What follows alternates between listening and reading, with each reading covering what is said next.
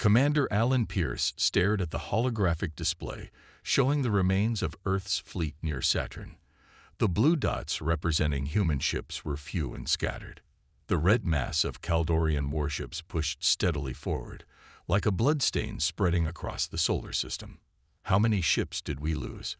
Alan asked, his voice barely above a whisper. Lieutenant Kelly Adams checked her tablet. 47 destroyed, sir. 12 more disabled. The Saturn defense line is broken. Alan closed his eyes for a moment. 7 years of war with the Kaldorians had pushed humanity to the edge. 30 colony worlds lost. Billions dead. And now the enemy was heading straight for Earth. "Send word to the Defense Council. We need an emergency meeting," he ordered. 3 hours later, Alan stood in the circular chamber of the United Earth Defense Council. The room was designed to inspire confidence with its polished marble and tall windows overlooking New Washington. But today, the faces around the table showed only fear and defeat. General Patricia Nelson, head of the council, spoke first. "The Kaldorians will reach Earth in approximately 10 days. Our remaining fleets cannot stop them." Her eyes moved across the grim faces. "I need options, people. Anything." Admiral John Foster shook his head. "We've lost too many ships. Even if we pull back every vessel from Mars and the Moon, we don't have the firepower to stop their main fleet." Silence fell over the room. Ellen looked around at the military's highest leaders, seeing the same thought on every face. Defeat was inevitable. Then Colonel Samantha Wright cleared her throat. She was the youngest person at the table, recently promoted after her successful defense of the Europa colony. "With respect, I may have a solution." All eyes turned to her. "Operation Meteorite," she said, touching her tablet to project a new display above the table. It showed specialized drop pods and heavily armored soldiers. "A direct orbital insertion of our best troops onto their capital ships." Admiral Foster scoffed.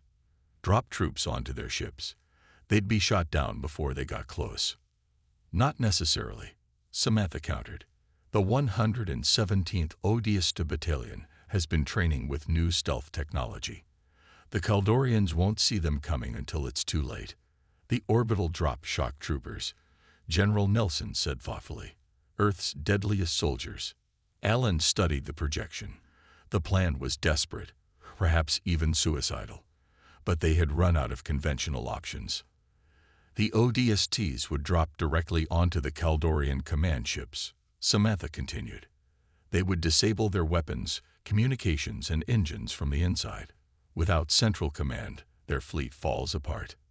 "How many troops would we need?" asked General Nelson. 3,000. The entire ODST force, Samantha replied. "We'd launch from the lunar platforms and the orbital stations. One massive drop." Admiral Foster leaned forward. "And you believe they can actually penetrate Kaldorian defenses?" "The new drop pods have experimental phase shift technology," Samantha explained. "They'll be nearly invisible until they hit the ship's hulls." Ellen thought of the thousands of soldiers they would be sending on this mission. Many wouldn't return. Perhaps none would. But Earth was out of options. General Nelson stood up. "I've heard enough. Colonel Wright, you have authorization to prepare Operation Meteorite." She looked around the table. "This stays in this room. The public can't know how desperate our situation truly is." As the meeting ended, Alan approached Samantha. "The 117th Battalion. Falling Thunder. They're ready for this." Samantha's expression was solemn. "They're the best we have, Commander. Major Greg Dawson leads them. If anyone can pull this off, it's his people." Alan nodded slowly. "Then we place the fate of Earth in their hands." From the window, he looked up at the cloudy sky. Somewhere beyond, the Kaldorian fleet was coming, and humanity's last hope would be falling to meet them. "Tell Major Dawson to prepare his troops," Alan said. "Earth is counting on them now." The massive training dome of Luna Base hummed with activity. Soldiers in heavy combat armor ran through simulated Kaldorian ship corridors. Gunfire echoed off the walls as they practiced clearing rooms and disabling alien systems. Major Greg Dawson watched his troops from an observation platform. His weathered face showed little emotion, but pride gleamed in his eyes. The 117th Battalion, nicknamed Falling Thunder, was the best humanity had to offer. "How are they looking, Major?" Captain Lisa Reeves joined him at the railing. Her dark hair was pulled back in a tight bun, and a thin scar ran along her jawline from a previous encounter with Kaldorian forces. "They're ready," Greg said simply. He pointed to a squad working on breaching tactics. "But I'm worried about the drop itself. Those new pods haven't been fully tested." Lisa nodded. "Better untested pods than certain death. At least this way we have a chance." Below them, Lieutenant Joe Martinez was instructing a group on Kaldorian weak points. Though only 26 years old, Joe was the battalion's weapons expert. He pointed to a holographic display of alien armor. "Hit them here, between these plates," Joe explained. "Their blood vessels are close to the surface. One good shot, and they go down fast." Across the dome, Sergeant Olivia Carter led her squad through a timed drill. They moved like shadows through the mock ship, taking down target after target. "Faster," Olivia barked. "The Kaldorians won't wait for you to aim pretty." Her team had survived the Mars massacre 2 years ago. Only 4 of her original 12 soldiers had made it out alive. She was determined not to lose anyone else. Corporal Ryan Miller worked alone in a corner, surrounded by pieces of salvaged Kaldorian technology. Before the war, he had been an engineer in Chicago. Now he used his skills to understand enemy systems. His fingers moved quickly over alien controls. "I think I've got something," Ryan said as Greg and Lisa approached. "Their ship networks all use the same base code. If we can access one system, we might be able to control others." Greg nodded.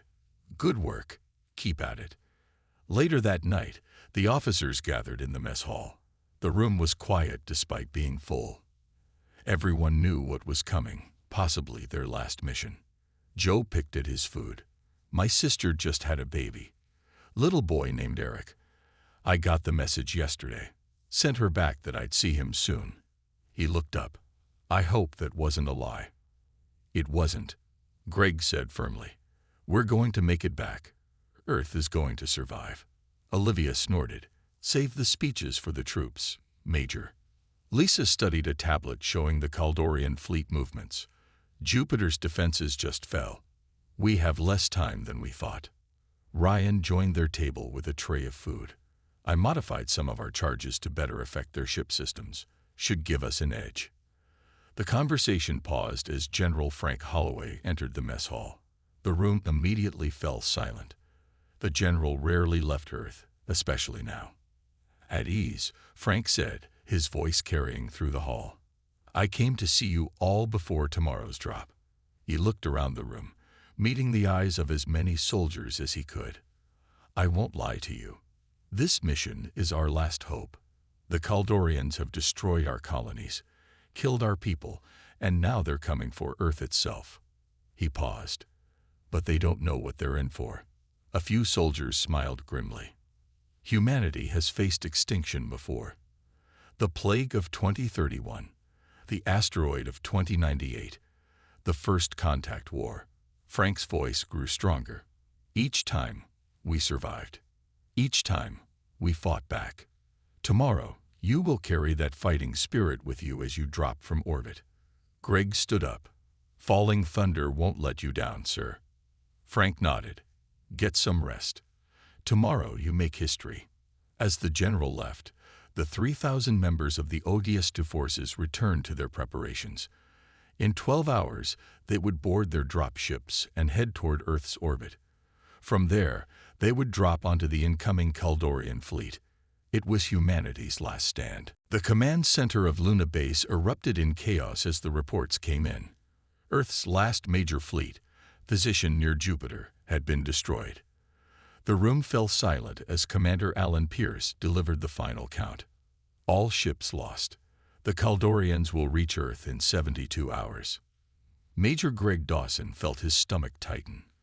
Their timetable had just been cut in half. "We need to launch now," Greg said. "My troops are ready." Colonel Samantha Wright nodded. "Prep your people, Major. Operation Meteorite launches in 6 hours." Greg left immediately, calling his officers as he walked. "All squad leaders report to Hangar Bay 3. Immediate deployment orders." Around the base, the 3,000 members of the orbital drop shock troopers shifted into high gear. Weapon checks doubled in speed. Supply officers rushed extra ammunition to each squad. Medics distributed combat stems. In the tech lab, Corporal Ryan Miller worked frantically to finish his modifications to the drop pods. "The phase shift technology isn't fully calibrated," he told Captain Lisa Reeves. "We should have had another week." "We don't have a week," Lisa replied. "Will it work?" Ryan wiped sweat from his brow. "Maybe. If the Kaldorians don't change their sensor frequencies, we might slip through undetected." "Might isn't good enough," Lisa snapped. Then her expression softened. "Just do your best, Miller. That's all any of us can do now." In the armory, Lieutenant Joe Martins helped Sergeant Olivia Carter's squad check their specialized weapons. "These charges will disable their navigation systems," Joe explained, handing out small devices. "Plant them here, here, and here." He pointed to a diagram of a Kaldorian ship. "Then get out fast." Olivia nodded.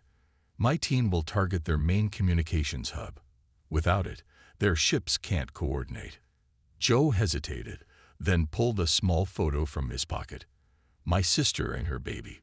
Could you hold on to this, just until we get back?" Olivia took the photo, her usually hard expression softening. "I'll keep it safe."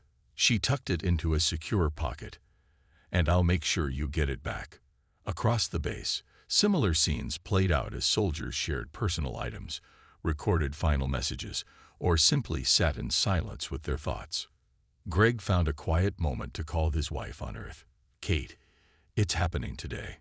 Her image on the screen couldn't hide her fear. "I thought you had more time." "Things changed. I can't say more." He swallowed hard. "Kiss the kids for me."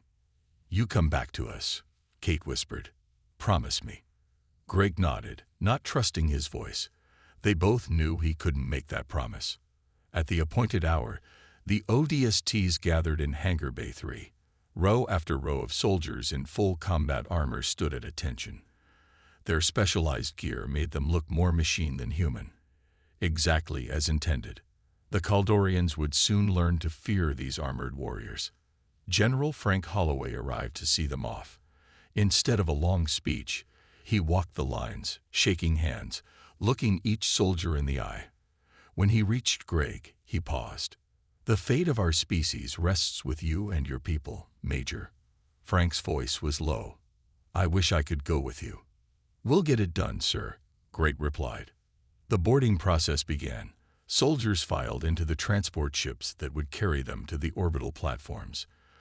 From there, they would enter their individual drop pods, sleek, black capsules designed to pierce through space and enemy defenses alike. Captain Lisa Reeves joined Greg as he watched the boarding. "I checked the latest intel. The Kaldorian fleet has 97 capital ships, including their command vessel.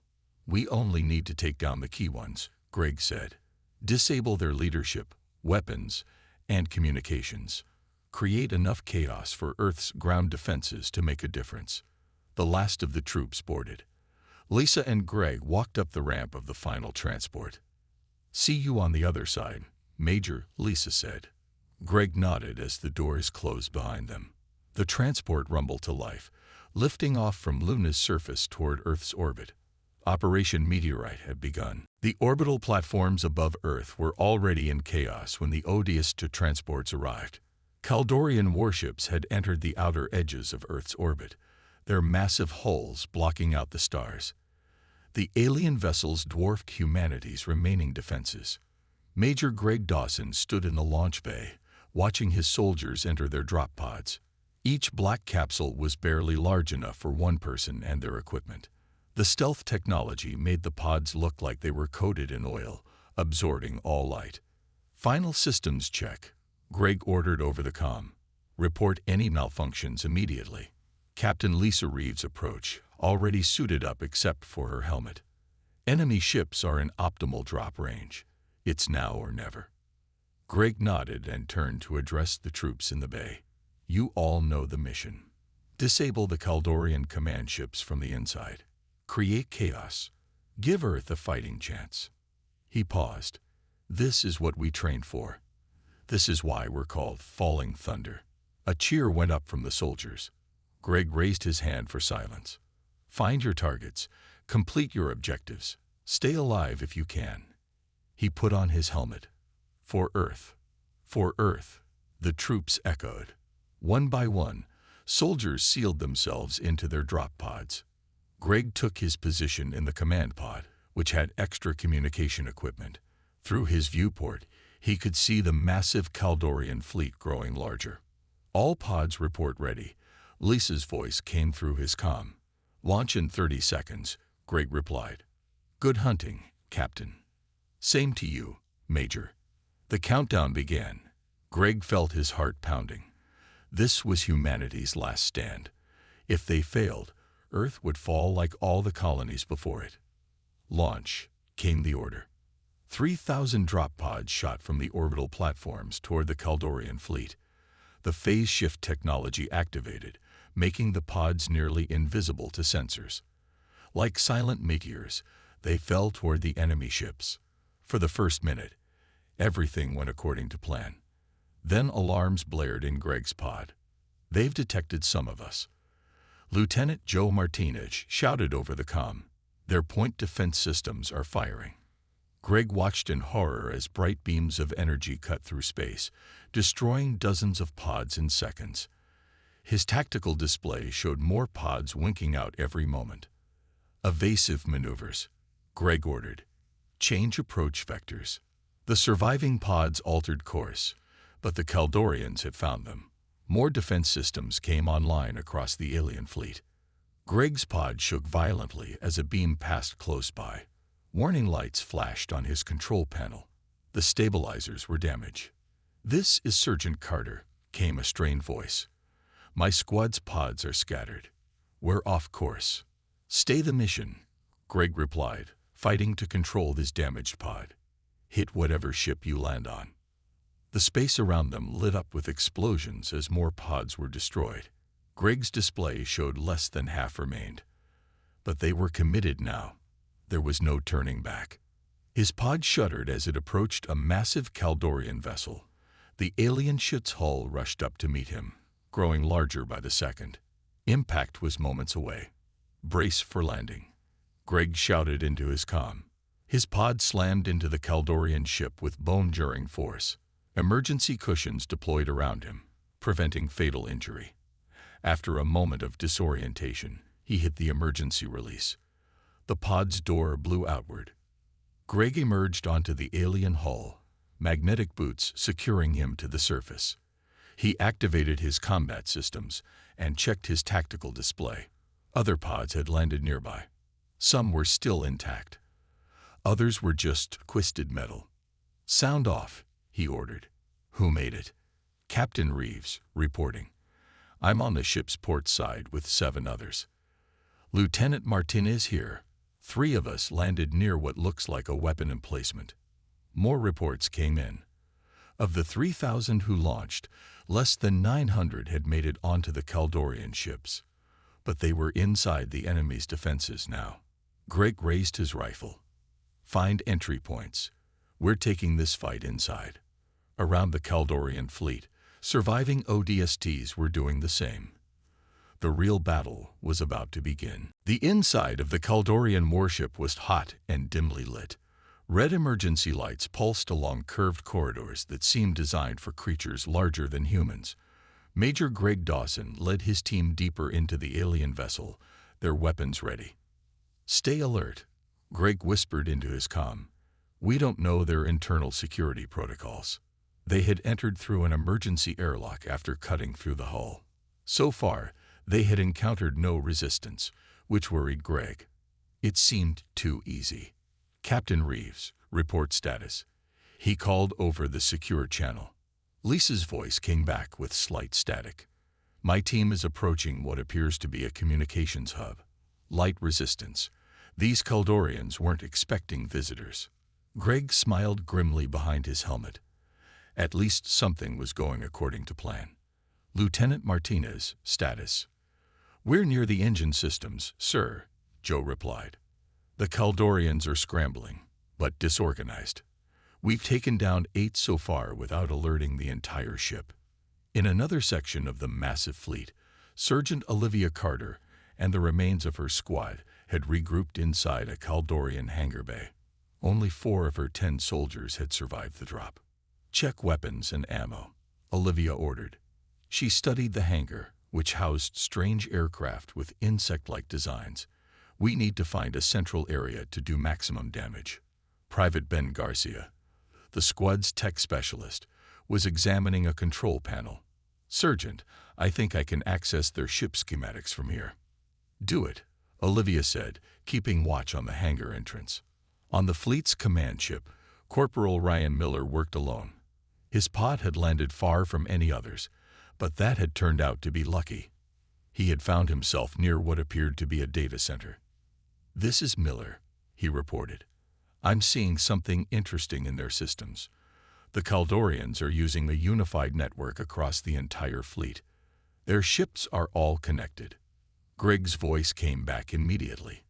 Can you exploit it? Ryan plugged the device into the alien console.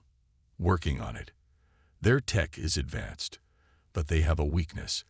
They'd never expected anyone to attack from the inside. There are no internal security firewalls. Across the Kaldorian fleet, similar discoveries were being made. The aliens had built their ships to withstand external attacks, not intruders already aboard. The ODSTs were finding success despite their reduced numbers.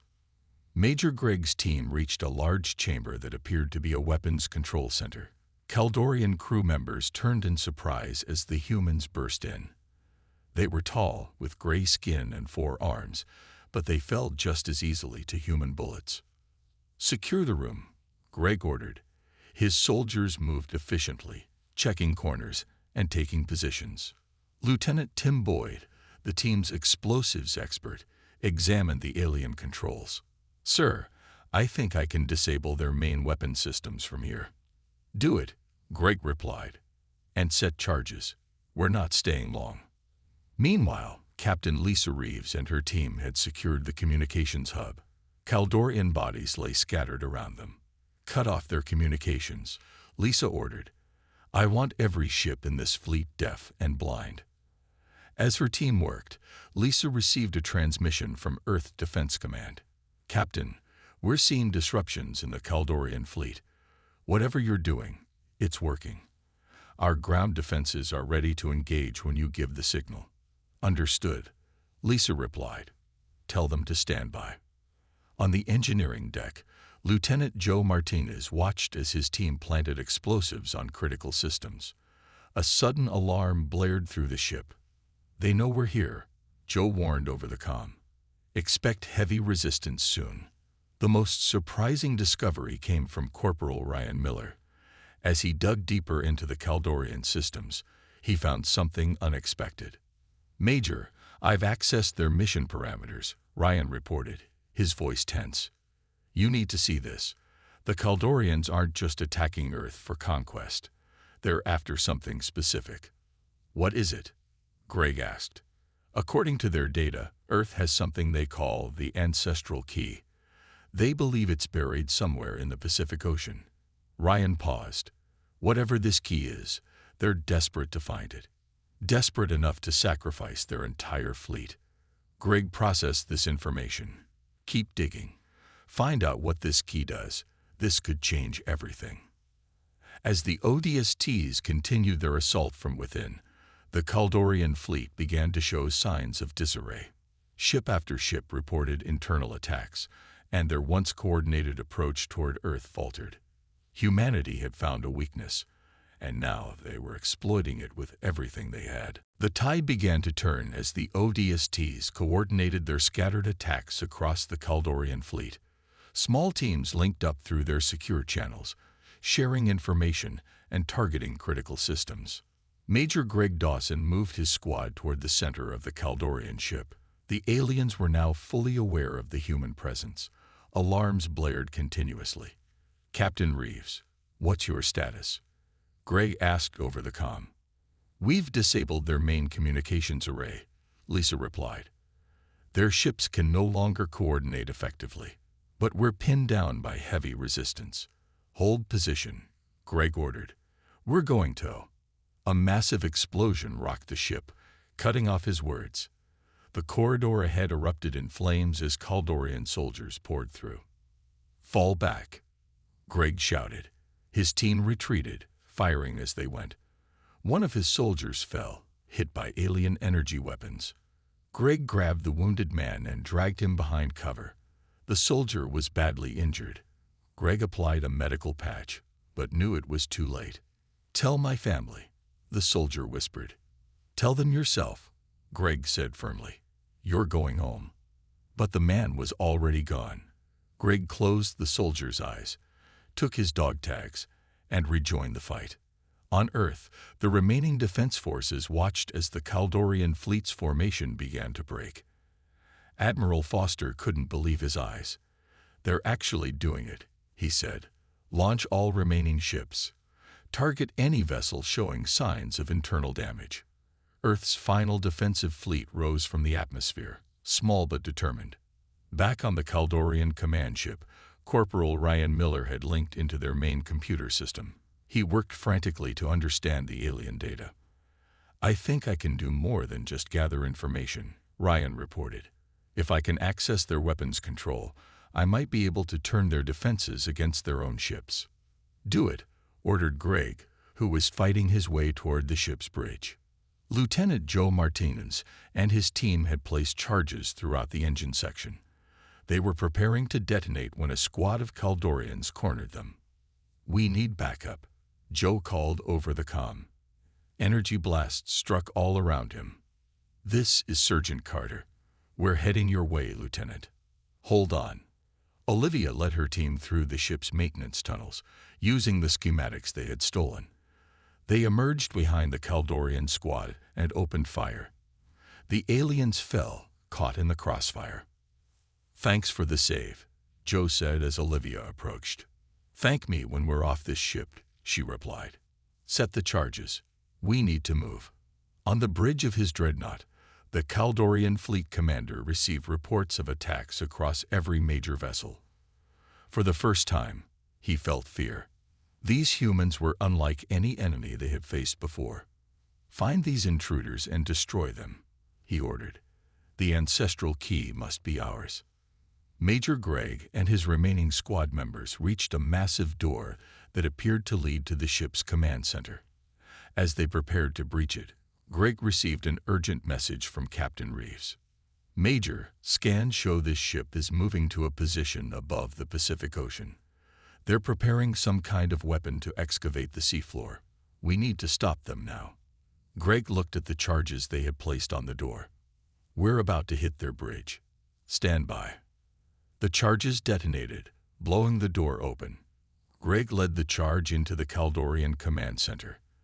The alien crew turned in surprise, reaching for weapons. In the fierce battle that followed, Greg saw an opportunity. A large power conduit ran along the ceiling above the main controls. He fired a burst at it, causing it to rupture. Energy cascaded down onto the Kaldorian systems, shorting them out in a shower of sparks. The ship lurched. Emergency lights flashed. "What did you do?" asked one of his soldiers. "Bought us some time," Greg replied. "Now we need to." A massive explosion rocked the entire vessel. Greg staggered, nearly falling. "Martinez, was that you?" he called over the comm. "Negative, sir," Joe replied. "But I see it. One of our ships just rammed a Kaldorian cruiser. They're both breaking apart." Earth was fighting back. The ODSTs had created enough chaos for the planet's remaining defenses to make a difference. "All teams," Greg ordered, "complete your objectives and prepare for extraction. We've done what we came to do." But as he looked out through the ship's viewport, Greg knew their mission wasn't over yet. The massive Kaldorian flagship was still moving toward its target in the Pacific. Whatever the ancestral key was, they couldn't let the aliens get it.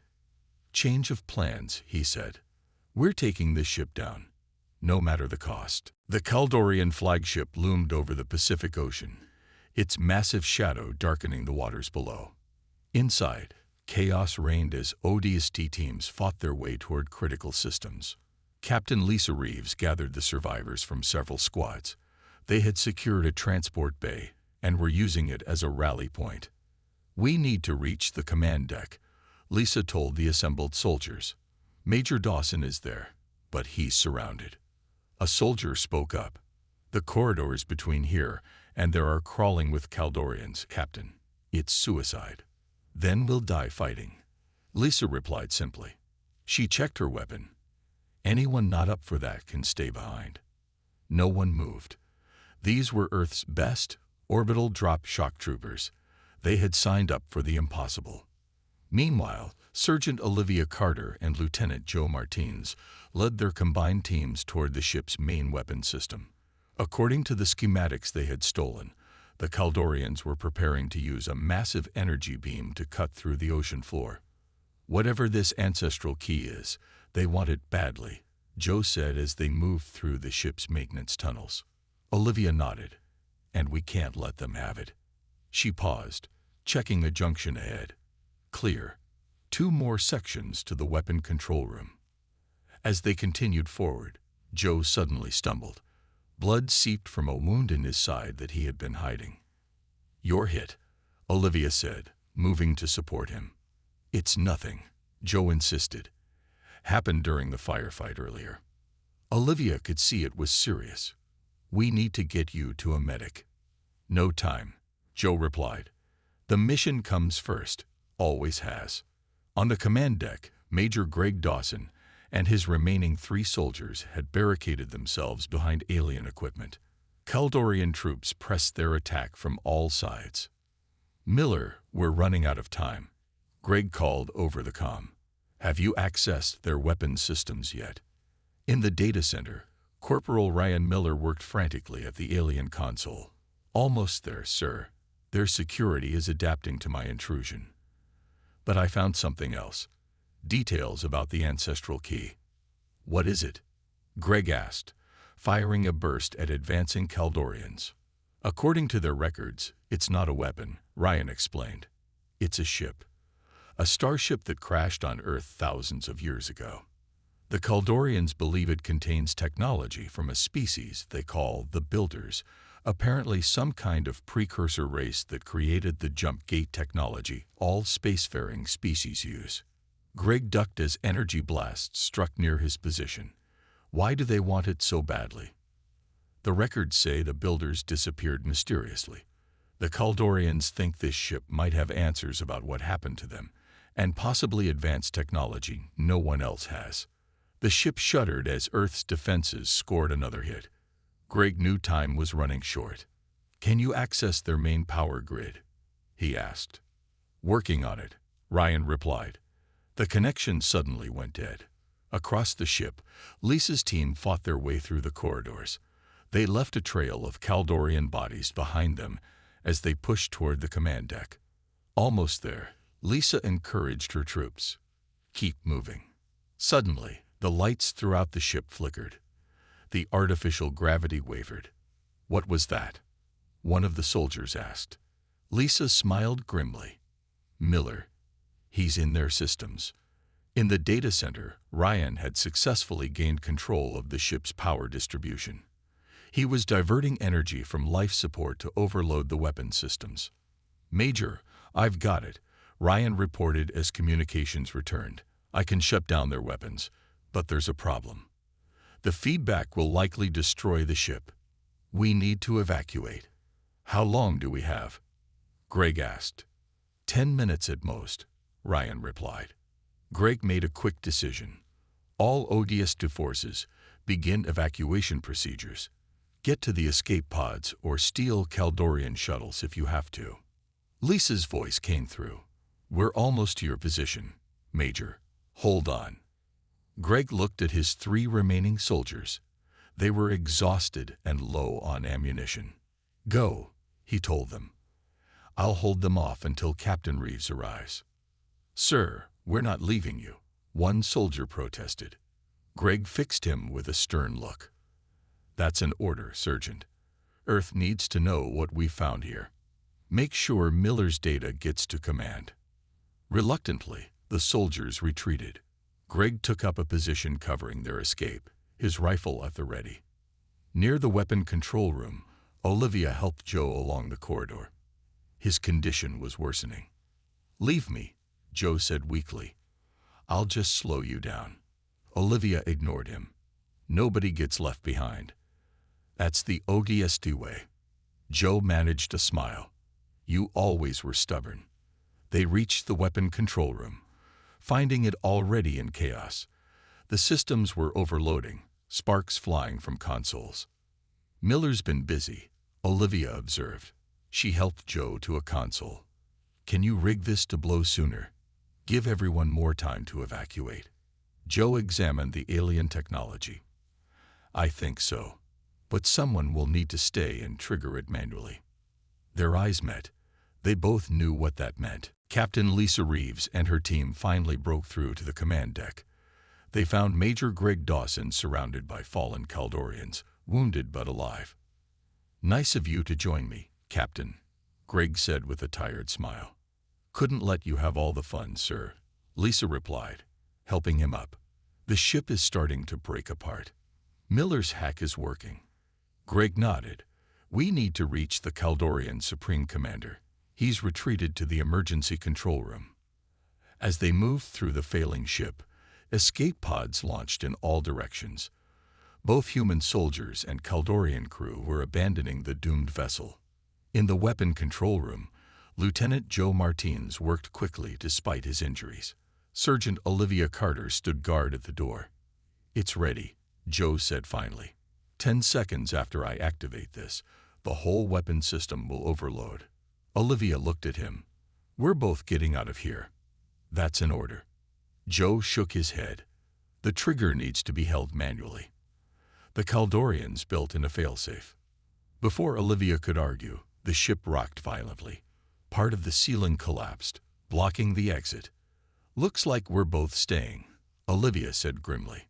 Joe reached into his pocket and pulled out the photo of his sister and nephew. "I meant to see them again." Olivia took his hand. "You saved them. You saved everyone."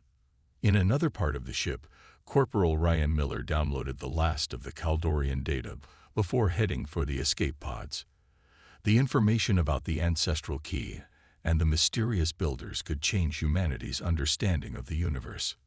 As he ran through the corridors, he encountered a group of Kaldorian civilians, scientists, not soldiers. They cowered when they saw him. Ryan hesitated only briefly before gesturing to them. "Come on, this way to the escape pods." They looked at him in confusion before following. Even in war, humanity remained human. On the bridge, Greg and Lisa confronted the Kaldorian Supreme Commander. The alien was tall, with ornate armor that set him apart from his soldiers. "It's over," Greg said, aiming his weapon. "Your fleet is in ruins." The Supreme Commander turned slowly. "You have no idea what you've done, human. The ancestral key is not just technology. It is salvation." "What do you mean?" Lisa demanded. "The builders did not disappear. They fled." The alien's voice was solemn. "There is something coming, something that devoured their civilization. The key contains their records, their warnings." Greg and Lisa exchanged glances. "We could have shared this information," Greg said. "Instead, you attacked our colonies, killed billions." "We needed the key for ourselves," the commander admitted. "Your species is young, unpredictable. We could not risk you misusing the knowledge." Another explosion rocked the ship. Warning alarms intensified.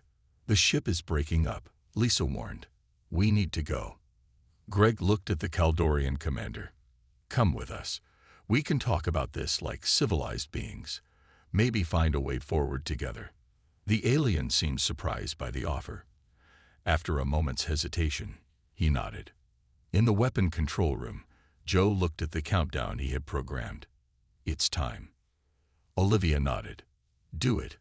Joe pressed the trigger and held it down. The systems began to overload, energy building to critical levels.